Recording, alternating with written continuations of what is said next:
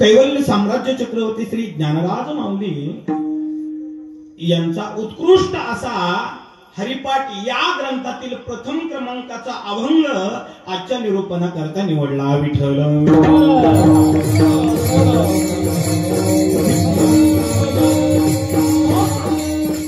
आपण जरा थोडा बारकाईने या मृत्यू लोकाचा विचार केला तर आपल्या एक गोष्ट लक्षात येईल की या मृत्यू लोकामध्ये विशेष असं तत्व जर कोणतं असेल, महान असं तत्व जर कोणतं असेल तर ते फक्त आणि फक्त संत हे तत्व आहे. विठ्ठल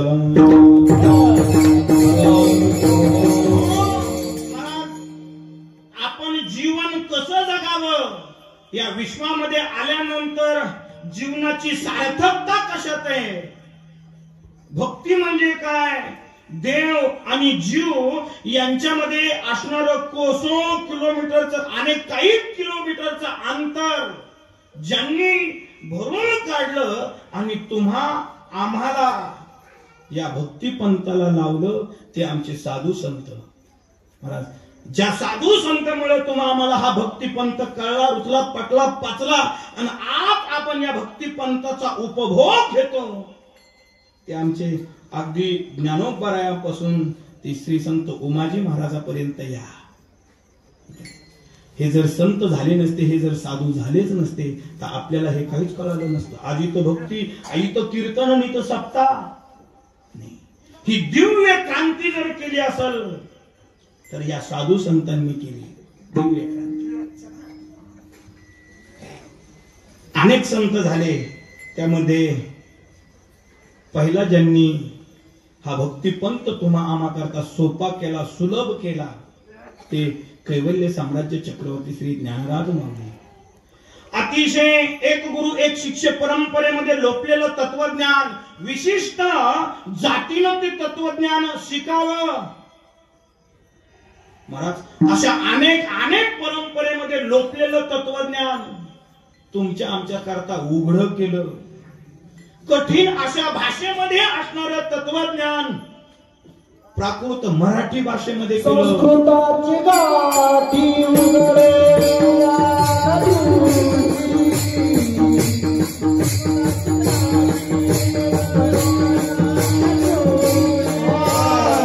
संस्कृताची गाठी उघडोनी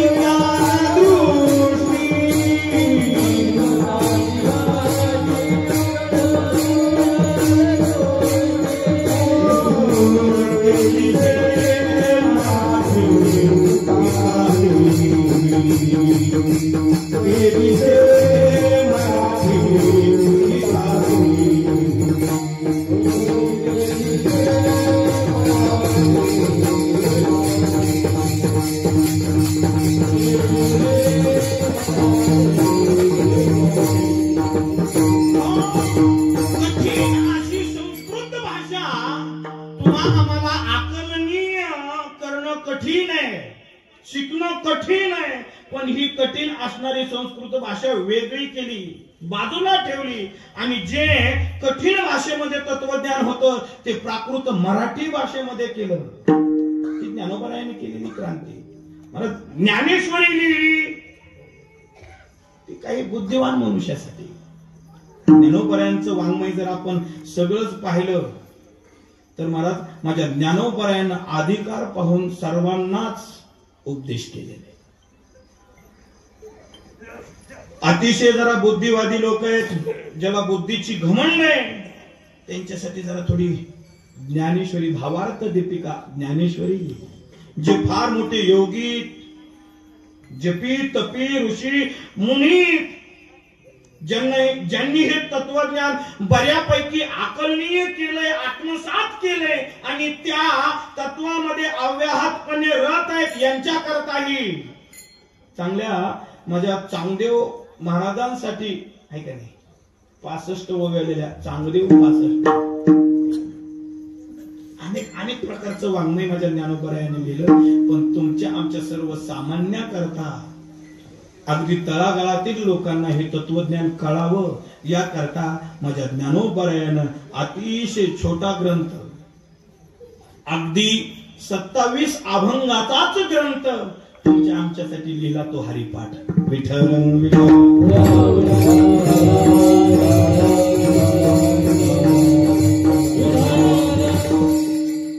हा हरिपाठ लिहिला तो केवळ आणि केवळ सामान्य तुम्हा आम्हा मानवी जीवाला परमार्थ कळावा, भक्ती कळावी याकरता हरिपाठ ग्रंथाची निर्मिती. आणि महाराज या संपूर्ण हरिपाठ ग्रंथाची निर्मिती किंवा या हरिपाठ ग्रंथाचं सार जर काय असेल तर ते फक्त आणि फक्त मुक्ती प्राप्त करून घेणं. विठ्ठल मुक्ती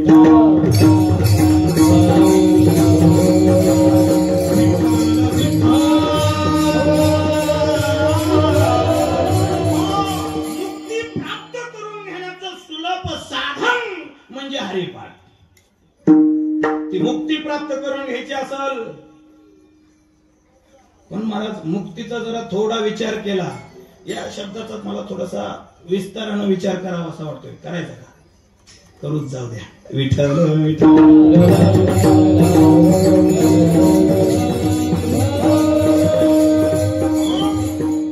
जर आपण बारकाईनं जीवाकडे पाहिलं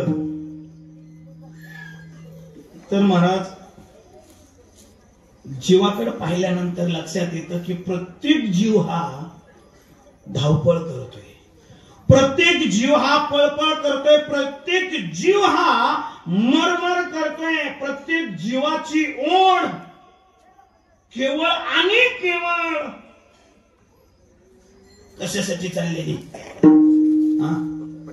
प्रपंचासाठी. तुमचं म्हणणं प्रपंचासाठी. हा, प्रपंचासाठी धावपळ चालली, पण प्रपंच तरी कशासाठी?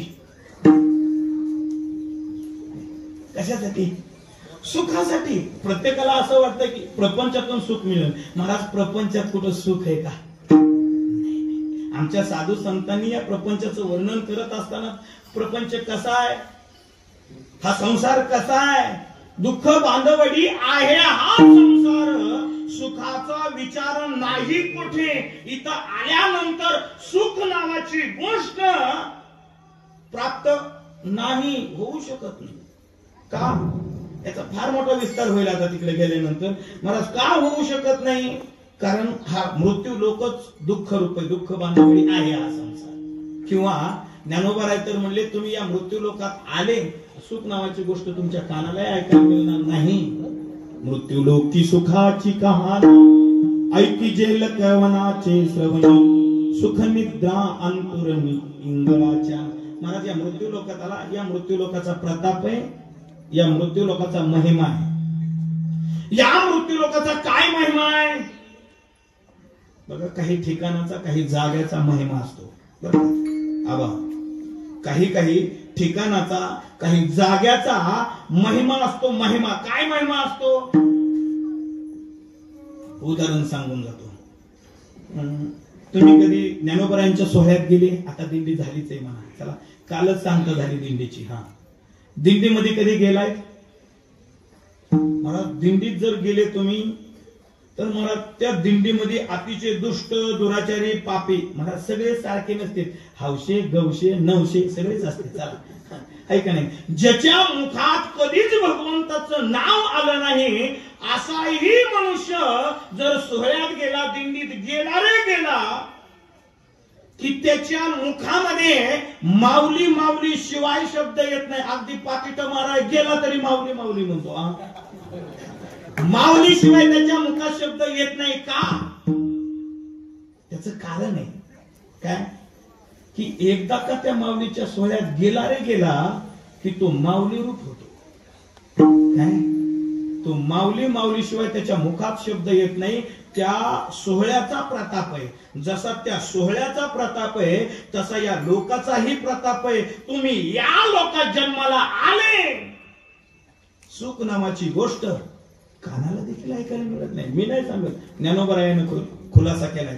तेही पुढचं उदाहरण देऊन ज्ञानोबराय सांगतात, कोणी अंथरूण केलं, अंथरूण, पण अंथरूण करत असताना अंथरूण केलं झोपण्याकरता इंगळाचं. इंगळ म्हणजे आता नेमकीच पंगत झाली, पंक्तीला स्वयंपाक बनवला होता आणि ते स्वयंपाक बनवण्यासाठी मस्त भट्टी पेटवली होती, ती भट्टी स्वयंपाक झाला उरकल्यानंतर मग ती त्याच्यातला जो विस्तव होता, लस लस लस करत असणारा तो हार, अगदी तो विस्तव अंथरला आणि त्याच्यावर खुशाल झोपला. झोपण नाही का?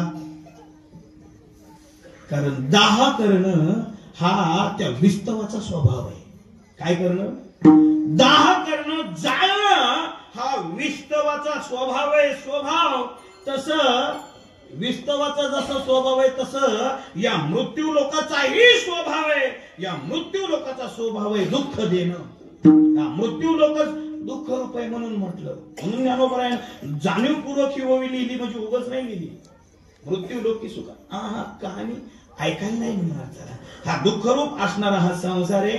ह्या दुःखरूप असणाऱ्या या संसारातून जीवाची अपेक्षा आहे काय? की मला सुख प्राप्त व्हावं, सुख मिळावं अशी अपेक्षा. आणि त्याच्यासाठी रात्रंदिवस मनुष्य पळपळ करतोय, धडपड करतोय. बारक्या काय? मनुष्य जीवाची रात्रंदिवस धडपड चाललेली. धडपड करते का? धड पडेपर्यंत केलेला खटाटो त्याला म्हणायचं धडपड. अशी धडपड जीवाची चाललेली की नाही? मला काहीतरी मिळावं, माझ्या जीवनात कसल्याही प्रकारची कमतरता नसावी, माझ्या जीवनात कसल्याही प्रकारची न्यूनता नसावी, माझं जीवन हे परिपूर्ण असावं असं वाटतं. याच करता बरोबर आहे. सर्व सुखाची आशा जन्म गेला, सर्व सुखाची आशा जन्म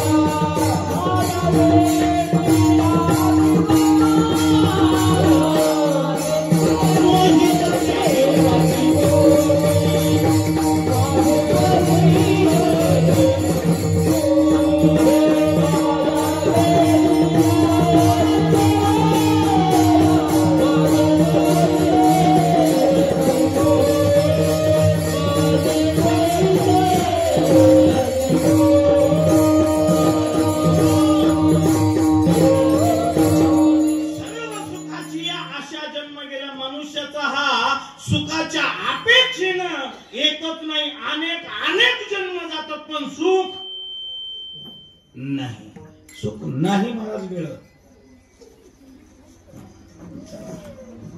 सुख मिळत नाही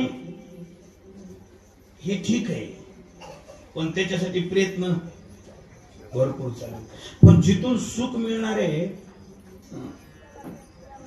खरोखर जे कशानेच कुठल्याही कधीच नाश होणार नाही ते सुख जिथून प्राप्त होणार आहे तिकडे धाव दिसत नाही. आपली धाव सुखासाठी आहे, पण आपली धाव सुखासाठी कुणाच्या दारात आहे? विषयाच्या दारात. कुणाच्या दारात आपली धाव दिसते? धावत नाही असं नाही, पण प्रत्येक जीवाची धाव ही विषयाकडे दिसते. विषयाकडे. आणि विषयाकडे कितीही गेले, कारण विषय जोपर्यंत उपभोगतो तोपर्यंत वाटतं गडे सुख, आणि विषयापासून बाजूला झाले की दुःखच दुःख आहे. गाडी आहे, प्रवास चाललाय, पायी चालतोय तोपर्यंत दुःख आहे. पण गाडी मिळाली, गाडीत बसला, त्याच्यातही जरा चांगल्याच पैकी मर्सिडीज वगैरे आहे, सुख वाटतं किती दिवस. जरा जास्तीचाच प्रवास झाल्यावर मनके जाते. हे सुख आहे, पण हे सुख, त्या सुखाला काहीतरी परिसीमा आहे. ते सुख नश्वर आहे, ते सुख नाहीच होणार आहे. आमच्या साधू संतांनी तर विषयाचं सुख कसं सांगितलं? विषयाचे सुख मेघाची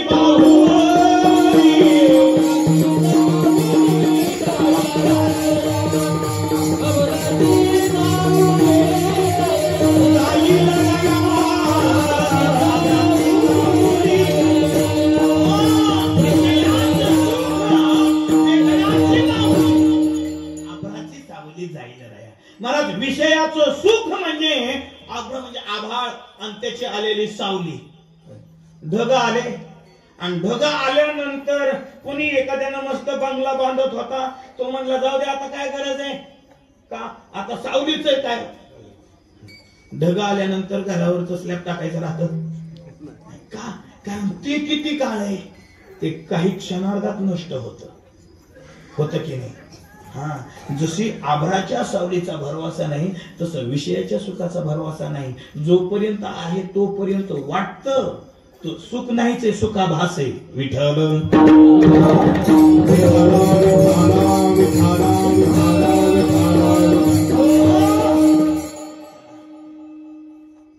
सुखाची अपेक्षा आहे, इच्छा आहे, आकांक्षा आहे, पण प्राप्ती नाही. आहे का नाही. महाराज काही गोष्टी मला जरा थोड्या 2-4 गोष्टी सांगाव्याशा वाटतात. महाराज काही गोष्टीची इच्छा असणं आहे का नाही, आणि काही गोष्टीची गरज असणं.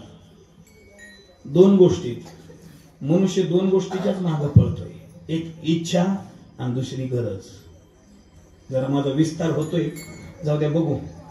काय 2 गोष्टीच्याच मागे पळतोय मनुष्य, एक आहे इच्छा आणि दुसरी गरज. महाराज ज्याची इच्छा आहे त्याची गरजच आहे का हे तपासलं पाहिजे. काय जाणीवपूर्वक विधान करतोय. ज्याची इच्छा आहे त्याची नेमकी जीवन जगत असताना गरज आहेच का. माणसाचं जीवन फक्त या 2 गोष्टीवरच अवलंबून आहे, इच्छा आणि गरज.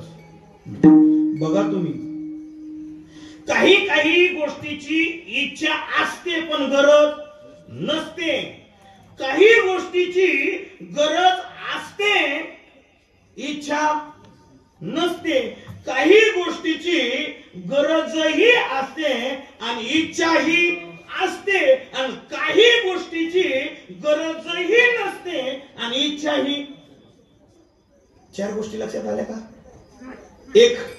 एक गोष्टीची इच्छा आहे पण गरज नाही. काही गोष्टीची गरज आहे पण इच्छा नाही. काही गोष्टीची इच्छाही नाही आणि गरजही नाही, आणि काही गोष्टीची गरजही आहे आणि इच्छाही आहे. विठ्ठल आपण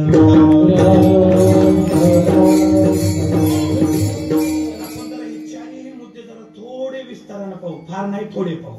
काय पहिला मुद्दा सांगितला होता, काय इच्छा असते पण गरज नसते. बरोबर आहे ना. इच्छा असते पण गरज नसते. आता मला सांगा, जीवन जगत असताना अन्न वस्त्र निवारा गरज आहे. निर्वाहापुरते अन्न आच्छादन, आश्रमासी स्थान कोपी गुहा. आश्रमाला काय राहण्याकरता आश्रयाकरता अन्नाची गरज आहे, वस्त्राची गरज आहे, निवाऱ्याची गरज आहे. बरोबर आहे. मूलभूत गरज आहे. त्या नसल्या तर चालतंय का. मूलभूत गरज आहे. पण हे जीवन जगत असताना मूलभूत गरजा आपण जरा थोड्या मागे ठेवल्या, इच्छेला फार प्राधान्य दिलं आहे का नाही. महाराज खूप असली तरीही राहता येते, जरा बऱ्यापैकी घर असलं तरीही राहता येतं आहे का नाही. अगदी स्लॅबचं 2 मजली असलं तरीही जमत, गरज भागली जाते. पण त्या घरामध्ये शेणानं सारून घेतलं तरी राहता येतच की. पण चिंचीच फरशी पाहिजे गरज नाही, इच्छा आहे. काय ही इच्छा आहे का नाही. चला अशा कित्येक तरी इच्छा आहेत, रगड इच्छा आहेत, आणि इच्छेच्या मागच मनुष्यानं आपलं आयुष्य उद्ध्वस्त केलंय.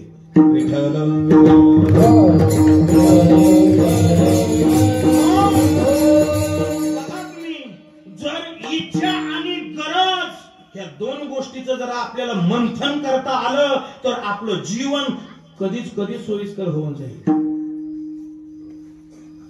बारकाईने लक्ष द्या. बघा, पहिला मुद्दा होता काय, गरज आहे पण इच्छा नाही. इच्छा नसणाऱ्याची आपण इच्छा करतो. आता भ्रमणध्वनी गरजच आहे का? जीवन जगायला नाही लागत, पण ते व्हॉट्सअप पाहायला लागतंय, इंस्टाग्राम पाहायला, टाइमपास करायला.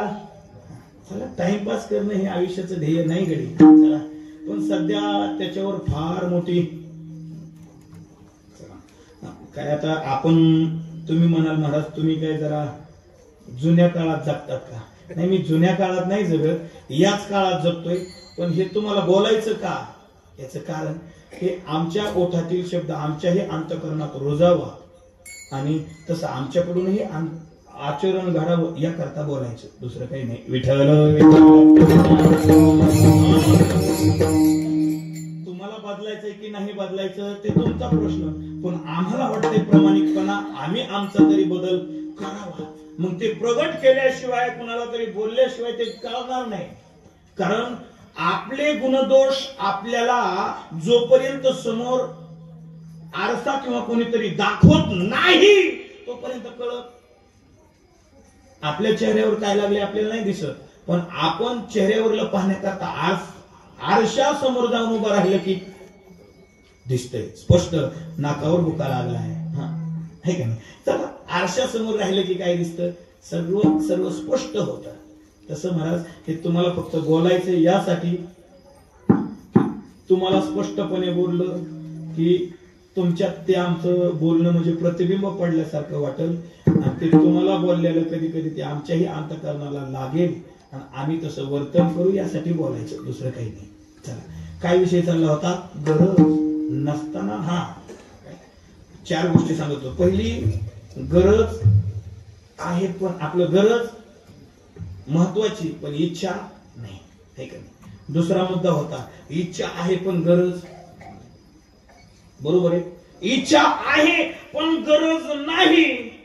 आता ह्याच गोष्टी पहा ना, यांची इच्छा आहे, भौतिक सुखाची इच्छा आहे पण गरज आहे का? मोबाईल नसलाच तर भागत नाही का? भागताय, उलट फ्रेश राहतोय. जर एखाद्या दिवशी दिवसभर मोबाईल बंद असला, माइंड फ्रेश राहतो बड्या त्या दिवशी.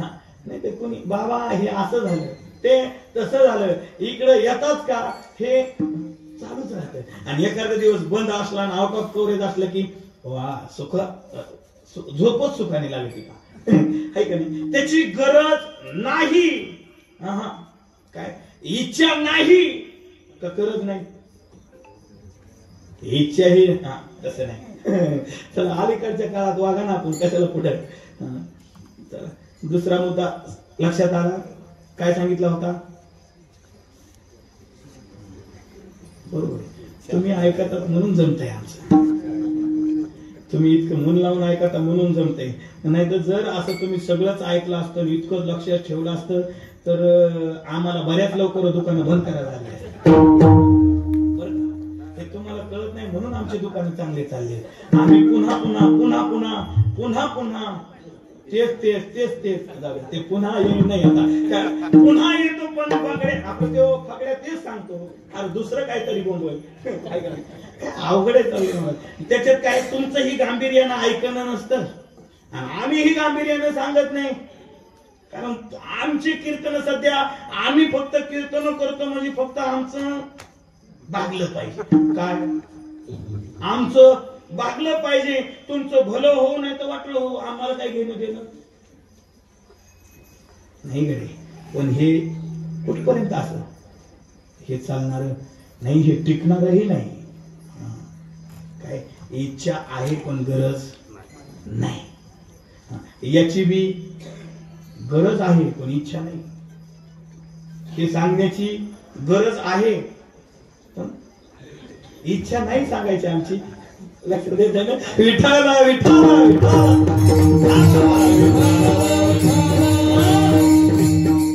तिसरा मुद्दा होता, इच्छाही नाही आणि गरजही नाही. विषयाची कुणाला इच्छा आहे? विष पिण्याची कुणाला इच्छा आहे? बरं, त्याची गरज तरी आहे का? जर गरज आहे आणि इच्छा जर असली ठेवलीच तर आत्यंतिक निवृत्ती धाम परम. जर केलीच तर राहू का? नाही. म्हणजे गरजही नाही आणि इच्छाही नाही. आता चौथा मुद्दा, गरजही आहे आणि इच्छाही आहे. काय गरज आहे आपल्याला कोणत्या गोष्टीची? सुखाची. सुखाची गरज आहे की नाही? आणि सुखाची इच्छा आहे का? कोणाला वाटतंय मी दुःखी असावं? वाटतं कुणाला? मी दुःखी असावं असं कुणालाच वाटत नाही. ऐका नाही का वाटतं? मज लागी दुःख व्हावे ऐसे कोणी न भावे जीवे. ऐसे कोणी न भावे जीवे कैसे? मज लागी दुःख व्हावे. मला दुःख व्हावं असं कोणालाच वाटत नाही. पण जो बघा होतो दुःखी, जो देखे सो दुखिया बाबा सुखिया कोई नहीं रे. राजा दुखिया प्रजा दुखिया दुखिया धन बैरागी. जो देखे सो दुखिया बाबा सुखिया कोई नहीं रे. बघावा तो दुखी. कोण कोण दुखी? थोडा विस्तार करू का? कोण कोण दुखी? राजा दुखी. तुम्ही म्हणाल राजाला काय दुःख आहे बा? एका राज्याचा राजा आहे, त्याला काय दुःख आहे? आपल्या देशाचा पंतप्रधान आहे. तुम्ही म्हणाल त्याला काय? देशाचा राजा आहे, त्याला काय दुःख आहे? मला त्याला साधं दुःख नाही. मागच्या 2 महिन्यापूर्वी पाकिस्तान थोडं खवळीलं होतं. झोप नव्हती बिचाऱ्याला. दुःख नाही. राजा जरी असला तरी दुःख आहे. त्याला दुःख त्याच्या कॅटेगरी प्रमाणे.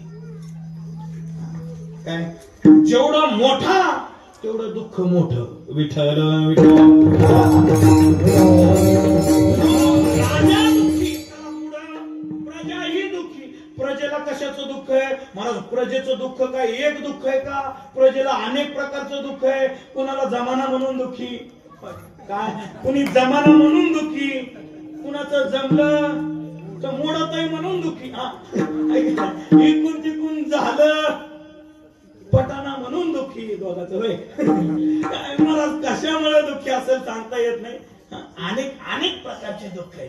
अनेक दुःखे सांगू किती, सकळ संसाराची स्थिती नसाहे पाषाण कुठतरी काप चित्ती भरेल. असे अनंत प्रकारची दुःख आहे.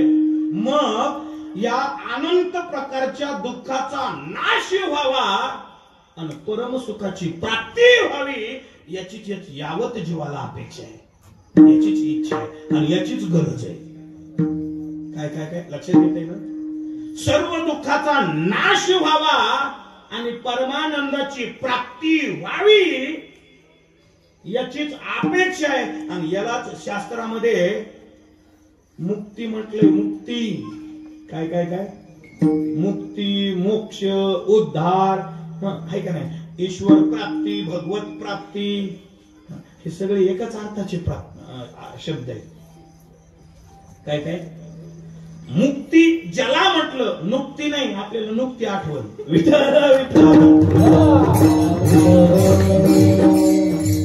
पंक्ती पठाण असल्यावर मुक्ती कशाला? नुकतीच आठवण आहे का नाही? आपण काय पंक्ती पठाण नाहीयेत. आज एकादशी, आज पंक्तीचं नावही काढू नये आहे का नाही? चला, याची यावत जीवाला अपेक्षा, इच्छा आहे, आकांक्षा आहे की माझ्या सर्व दुःखाचा नाश व्हावा आणि सुखाची प्राप्ती व्हावी. याचंच नाव मोक्ष म्हटलं, याचंच नाव मुक्ती म्हटलं. अशा मुक्तीची याची यावत जीवाला अपेक्षा असताना ठीक आहे महाराज तुम्ही म्हणता आम्हाला अपेक्षा आहे. आमच्याही लक्षात आलं की आम्हाला तेवढीच अपेक्षा आहे, इच्छा आहे आणि तेवढीच आमची गरज आहे. पण ती मुक्ती आम्हाला मिळेल कशाने? ज्ञानोबारांमध्ये मुक्ती प्राप्त करून घ्यायची ना तर तुम्हाला एक करावं लागेल. काय करावं लागेल?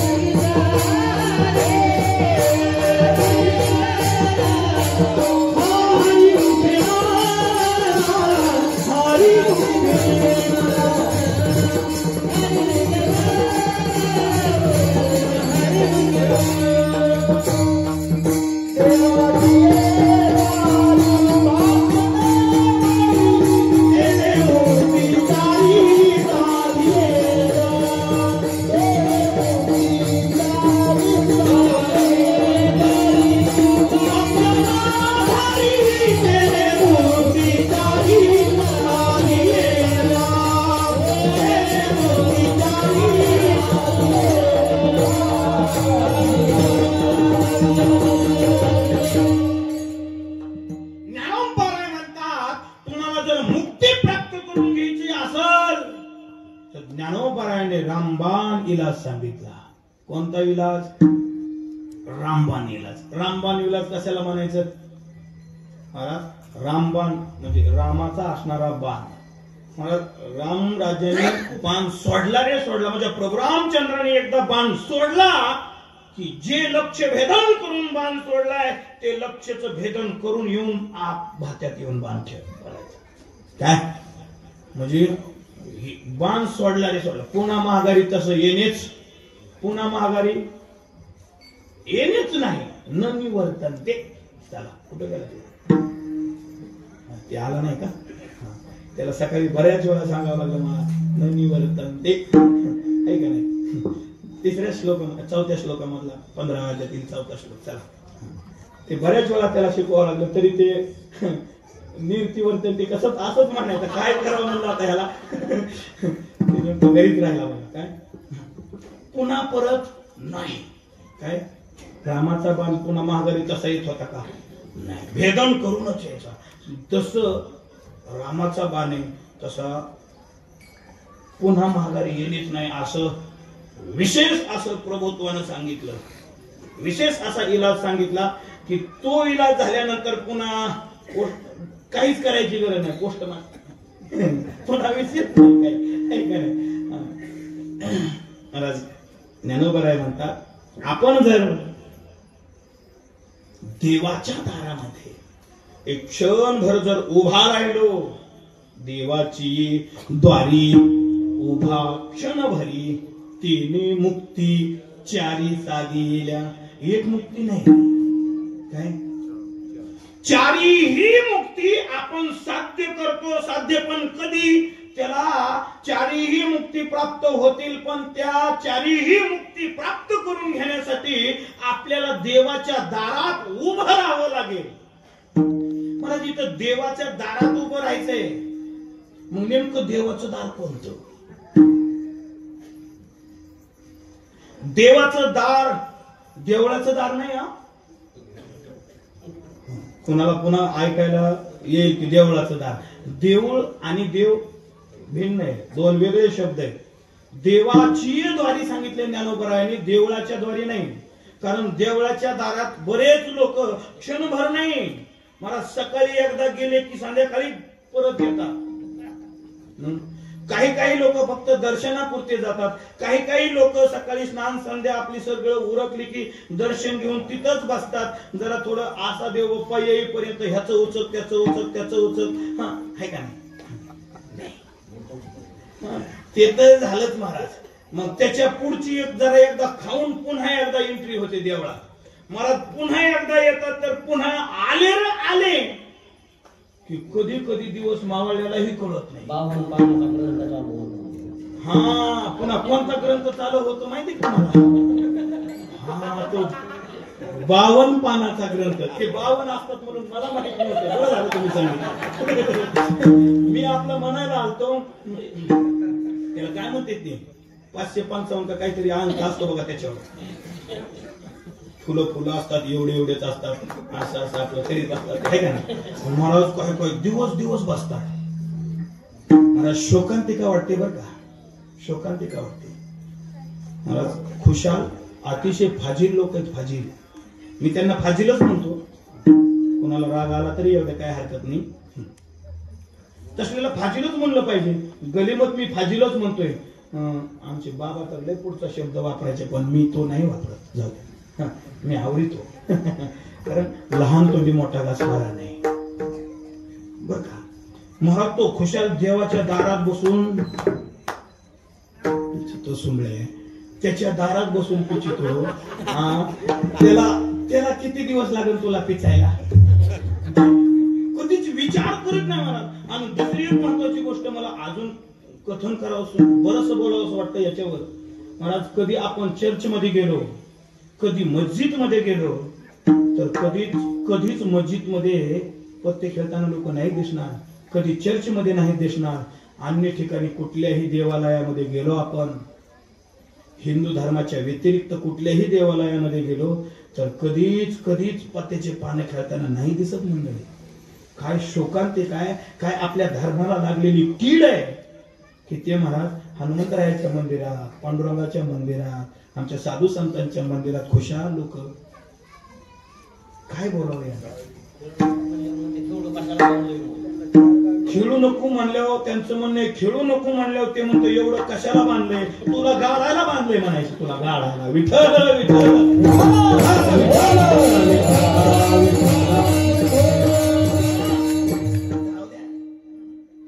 पण ही धर्माला लागलेली कीड आहे, लक्षात ठेवा. मला तरी वाटतंय वर जरी तर तसं नाहीच आहे कोणी, कारण मी बरेच वेळा आल्यानंतर इथं कोणी बसलेलं दिसतच नाही. आणि जरी असलं तरी तुम्हाला सांगतो, आता सरपंच बसलेले हे आमचे आबा, हे सगळी तरुण कंपनी आहे. आबा तुमच्याकडे का जर का इथं बसलेलं दिसलं पिचितानं, त्याला पिचित माझ्या बसतो राहणार. काय त्याने केसेस करायच्यात, काय करायच्यात ते करून द्या. आपण धर्म कुठं ठेवलाय, आपण काय करतोय, भान ठेवलं पाहिजे, भान ठेवलं पाहिजे. चला, विषय कुठून गेलता आपल्या बाजूला? देवाची द्वारी, देवाच्या दारात क्षणभर थांबायचं, क्षणभर. इथं महाराज देवाचं दार म्हणजे जरा थोडं आपण दार कशाला म्हणतो, द्वार कशाला म्हणतो? जिथं आपल्याला कुठं आपलं घर आहे त्या घरामध्ये प्रवेश करण्यासाठी जो ठेवलेला पेस आहे त्याला द्वार म्हणतो. लक्षात येते ना? द्वार कशाला म्हणतोय? चौकून घर गुंफून घेतलंय, पण त्या घरामध्ये प्रवेश करण्याकरता ठेवलेला जो 4x6चा पेस आहे त्याला द्वार म्हणतो, द्वार. बरोबर आहे ना? मग आपल्याला जे परम असणार तत्व आहे त्या परम असणाऱ्या तत्वाशी एकरूप व्हायचंय. काय? परम असणाऱ्या तत्वाशी जे जगताचं अधिष्ठित आहे, या जगताला जे अधिष्ठान आहे, या जगताचं पालन पोषण हरण करत आहे, नवे नवे जगताला जे चेतना देत, ते व्यापक असणार तत्व, आणि त्या तत्वाशी आपल्याला एकरूप व्हायचंय. मग त्या एकरूप होण्याकरता जो आपल्याला द्वार म्हणून सांगितलं, जे द्वार म्हणून सांगितलं ते द्वार सांगत असताना इथं द्वार या शब्दाने इथं नाही लक्षण केलं, पण अनेक प्रमाणामध्ये पाहायला मिळतं. द्वार त्याला म्हटलं काय? माझ्या ज्ञानेश्वरीत सांगितलं, ते तर सेवा हा दारवंठा. काय काय इथंही दारवंठा शब्द वापरला म्हणजे द्वार. इथंही द्वार शब्द वापरला तर तो द्वार नेमकं कोणतं? तर द्वार म्हणजे ते द्वार, ते द्वार म्हणजे भक्तिरूपी द्वार. ते भक्तिरूपी द्वार पाहिजे, भक्तिरूपी द्वार. आणि एकदा का ते भक्तिरूपी द्वार आपण मिळवलं आणि आपण तशी त्याला आवडेल, रुचेल, पटेल, पचेल अशी आपल्याकडून भक्ती घडली रे घडली, तिने मुक्ती चारी साधी इथं क्षणभर उभा राहायचं म्हणजे त्या परम असणाऱ्या तत्वाशी आपण एकरूप होण्याकरता जी लागणारी भक्ती, त्या भक्ती पंथाला लागणं म्हणजे देवाच्या दारात उभं राहणे. विठ्ठल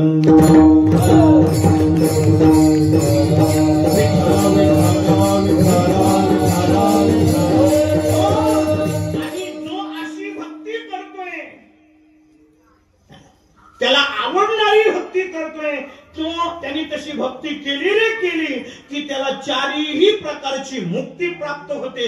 कोणत्या 4 प्रकारची मुक्ती? एक सलोकता, दुसरी समीपता, तिसरी स्वरूपता आणि चौथी सायुज्यता. या चारही मुक्ती त्या जीवाला अनायासा प्राप्त होतात. फक्त कधी? म्हणे नामापाशी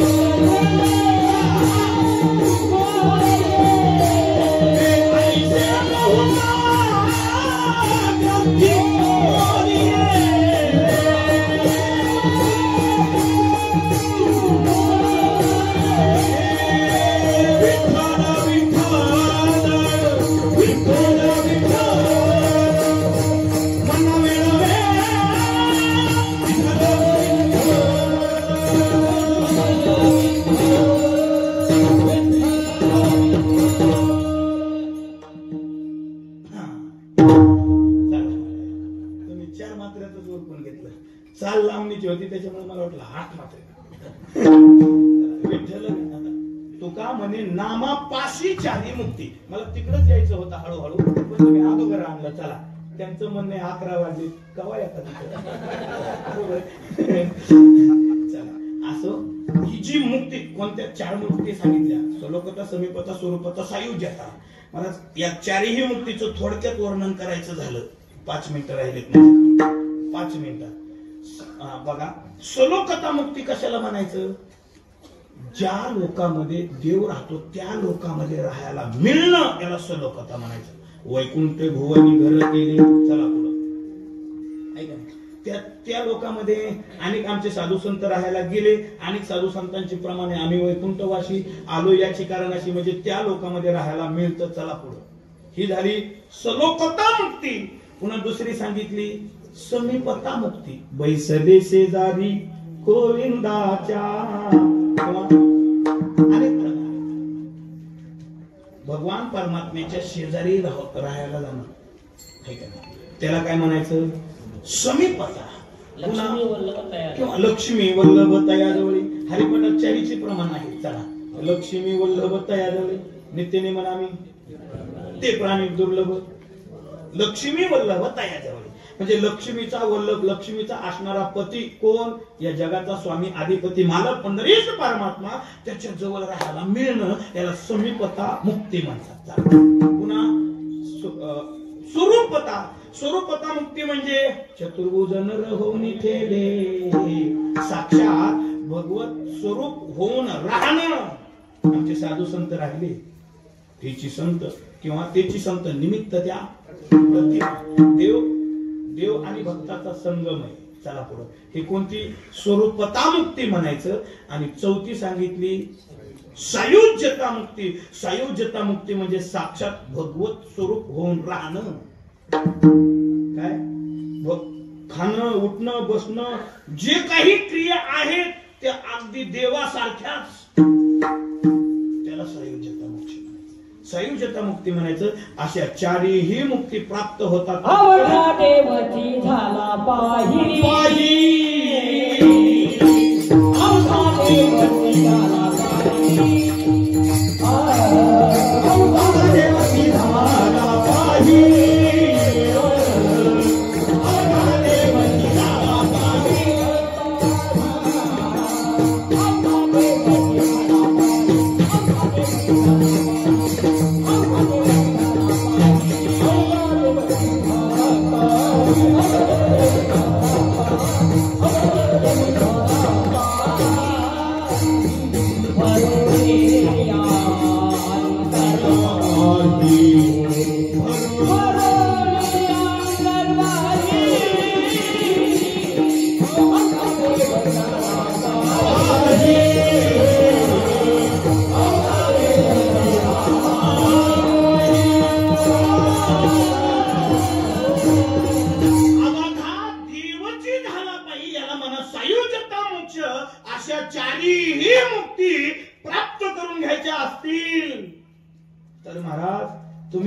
देवाच्या दारात उभा राहिलं की त्या मुक्ती प्राप्त होत्यात. म्हणजे आपण या भक्ती पंथाला लागलो की त्या मुक्ती प्राप्त होतात. भक्ती पंथाला लागायचंय महाराज, पण नेमकी भक्ती करायची कोणती? भक्तीमध्ये अनेक प्रकार आहेत. नवविधा भक्ती सांगितली. नवविधा भक्तीने आपल्याला तिथं जाता येतं. पण आता नवविधा भक्ती आजच्या कीर्तनात नाही. मी पुन्हा येईल जमून ना नाही का? काहीच्या लक्षात आलं, काही पहा. नवविधा भक्ती सांगितली. त्याच्यामधली पहिली भक्ती कोणती? श्रवणम कीर्तनम. श्रवण मागं ठेवा. श्रवणाच्या मिशी बैसावी येऊनी साम्राज्य भुवनी सुखी नाही. सगळ्याची प्रमाण देता येतील, पण मला त्याच्याकडे नाही. आपल्याला जायचे कीर्तन या भक्तीकडे. कीर्तन ही भक्ती करायची. मग कीर्तन ही भक्ती करायची. मग कीर्तन म्हणजे काय? मस्त पट्ट्याचं धोतर घालणं, कंबर बांधणं, कोणतं शर्ट म्हणायचं? कोसला शर्ट घालणं, कंबर बांधणं, फेटा बांधणं, आयटीत उभं राहणं, व्याख्यान ठोकणं, याला कीर्तन नाहीत म्हणा.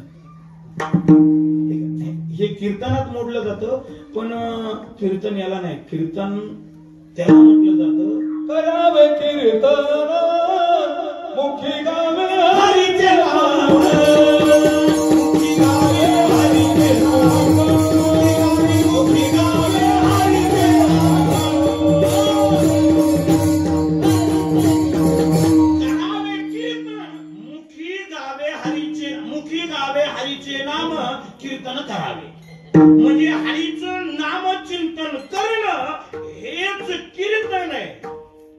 आणि ते कीर्तन आपण केलं रे केलं, सायुज्यता मुक्ती नामापासे चारी मुक्ती. काय आपण नामचिंतन केलं रे केलं की या चारी ही मुक्ती आपल्याला अनायासे प्राप्त होतील. मग ठीक आहे महाराज, आम्ही त्या चारही मुक्ती मिळवायच्यात, याकरता नाम घेणं गरजेचं आहे. आम्ही नाम घ्यायला तयार आहोत, पण नाम घ्यायचं कसं? याला हात असतील. माझी वेळ संपली. ज्याला हात असतील त्यांनी हातावर करायचे, आणि ज्याला मुख असेल त्यांनी मुखाने नामचिंतन करायचं. अनायासे आपल्याला जी मुक्ती ती प्राप्त होईल. पण ज्याला मुक्ती प्राप्त व्हावी असं वाटत असेल त्यांनी निश्चितच हात केले पाहिजे वर. जरी मुक्ती मिळवायची असली तरी करा महाराज. नुकती प्रसाद खायचा असला तर नुकती तर कवाय मिळालो, पण मुक्ती मिळेल लक्षात घ्या. म्हणून अगदी सर्वांनी लहान थोर आबाल वृद्ध झोपलेले जागे असलेले सर्वांनी हातावर करायचे आणि एकदा पवित्र त्या भगवान परमात्म्याचं नामचिंतन करायचे. कसं? विठोबा रखुमाई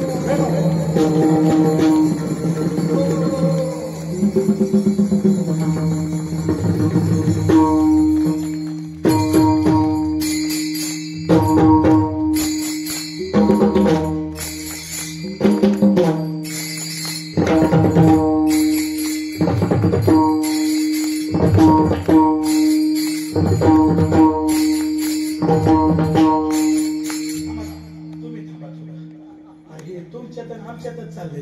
हे म्हणते तुमचं तुम्हाला गुत दिलंय. नाही नाही, आता असं नाही करायचं. एकदा पक्वात, एकदा टाळ आणि एकदा टाळी. बघू कुणाचा आवाज जास्त होतोय. पहिला पक्वात, टाळ आणि टाळी. हा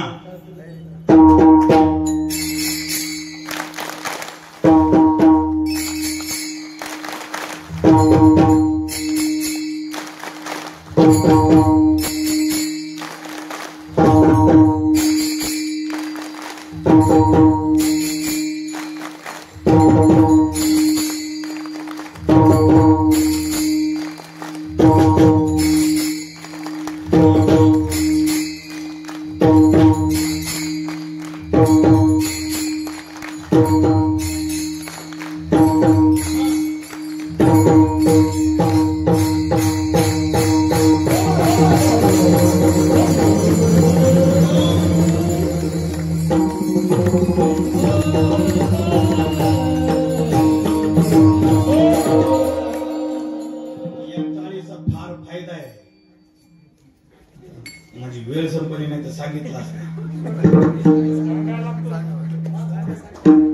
बरं 2 मिनिटात सांगतो. तुम्ही 5 म्हणतात, मी 2च घेतो. पहा, टाळीचे दोन्ही कारण सांगतो. एक आध्यात्मिक कारणही सांगतो आणि वैज्ञानिक कारणही सांगतो. पहा, आपल्या हातामध्ये, लक्ष द्या, आपल्या हातामध्ये 72,000 नाड्याची सूत्र आहे. आपलं शरीर हे 72,000 नाड्यानं बनलेलं शरीर आहे. किती? 72,000 नाड्या. आपल्या या शरीरामध्ये आहेत आणि या 72,000 नाड्याची सूत्र आपल्या तळ हातात आहेत. कुठे आहेत? तळ हातात. आणि ज्या वेळेस आपण तळ हाताने तळ हातावर आघात करतो त्यावेळेस त्या सूत्रावर आघात होतो. ती सूत्र कंपन पावतात, म्हणजे तुमच्या भाषेत ऑपरेशन करतात, ऑपरेट करतात, है का नाही. आणि त्यांनी ऑपरेशन केलं, कंपन पावले की होतं काय, जे ब्लड सर्क्युलेशन आहे म्हणजे रक्तप्रवाह व्यवस्थित चालतो. हे झालं वैज्ञानिक कारण. जरा आध्यात्मिक कारण सांगू. टाळाटाळी लोपला नाद, अंगो अंगी मुरला छंद, गोड भोगिताची आटला नेम, ज्ञान गिळणी गावा गोविंदा. म्हणून म्हणजे आपण आपली काया भगवत रूप होण्याकरता हाताने टाळी आणि मुखाने नाम. मुखाने विठ्ठल विठ्ठलच का म्हणायचं त्याचंही कारण सांगतो. विठ्ठल, ज्यावेळेस आपण विठ्ठल विठ्ठल विठ्ठल म्हणतो त्यावेळेस आपल्याकडून महाप्राणाचा उच्चार होतो. ठकार हा महाप्राण आहे. आणि त्या तुम्ही बघा, उच्चारण करून बघा, विठ्ठल नाही. काही काही लोक विठ्ठल विठ्ठला, बरं झालं विठ्ठलला मानला नाही, कुठला का नाही. विठ्ठल उच्चारणाला थोडस प्राधान्य दिलं पाहिजे, है का नाही. ज्यावेळेस आपण ठकाराचं उच्चारण करतो त्यावेळेस बघा, तुम्ही ठ उच्चारण करून बघा, ठ ठ इथं जोर लागतो. त्यानं होतं काय महाराज, त्यानं आपलं जे हृदय आहे या हृदयातून तो शब्द निघतो. हृदय देखील पायमान होतं आणि त्या हृदयाचं जे हे बी म्हणतंय वेळ झाली बर का, ते होत. त्यानंही आपल्या झालं बाबा झालं त्या चष्म्यावाल्या बाबा जरा गडबड झाली, ते म्हणतात उरकून घे बाबा, हे कवार सांगत असंच ना झालं. चला, त्या ठकारानं उच्चारानं ब्लड त्या रक्तवाहिन्या अजून चांगल्या प्रकारे प्रवाह करतात आणि अटॅक सारख्या आजाराच्या आपण बळी पडत नाही. बाबा ऐका, अटॅक सारख्या आजारानं आपल्यावर आक्रमण करू वाटत नसेल ना तर मस्त मांडी घालून टाळ्या वाजवायच्या आणि मुखाने विठ्ठल विठ्ठल म्हणायचं. अटॅक नावाचा आजार जवळ येणार नाही. एवढं टाळीचं महत्व आहे, एवढं विठ्ठल नामाचं महत्व आहे. चला, अजून फार महत्व सांगता येईल पण महत्व सांगता सांगता उजडलं तरी संपायचं नाही. चला, म्हणून झालेली सेवा अखिल कोटी ब्रह्मांड नायक पंढरीश परमात्म्याच्या चरणावर समर्पित करतो. आज सुंदर आपली प्राण प्रतिष्ठा झाली. मी ठरवलं होतं उभारीला हात जगी जाणवली मात हाच अभंग घ्यायचा, पण आमच्या विद्यार्थ्यांचा आग्रह आहे की ते म्हणले बाबा हरिपाठावर चिंतन करायचंय, हरिपाठाचा अभंग घ्या आणि आम्हाला हरिपाठ सगळा सोडवून द्या. त्यांच्या खातीर म्हणलं आता देव बैसले शिवासनी, तिथंच आज सांगून आलो, दर्शन करून आलो. म्हणलं तुम्ही आता बसलाय, मी तुमच्या दर्शनाला आवर्जून आलोय, पण आज तुमचं वर्णन माझं ठेवतो. त्यांचंच हे का दुसरं केलंय का, मी काय कोणी नाही, त्याच वर्णन होतं. असं झालेली सेवा त्याच पंढरीश परमात्म्याच्या चरणावर, भगवान महादेवाच्या चरणावर, सद्गुरु भगवान बाबा वामन भाऊ महाराज, सद्गुरु भीमसिंह बाबा, सद्गुरु रामदास बाबा, संत ओमाजी बाबा, भगवान बाळ भगवान बाबा यांच्या चरणावर झालेली सेवा समर्पित करतो. आणि जमलेली सर्व मातृपितृ श्रोतृ वर्ग सर्वांच्या चरणावर झालेली सेवा समर्पित करतो. माझ्या वाणीला पूर्ण विराम. ज्ञानेश्वर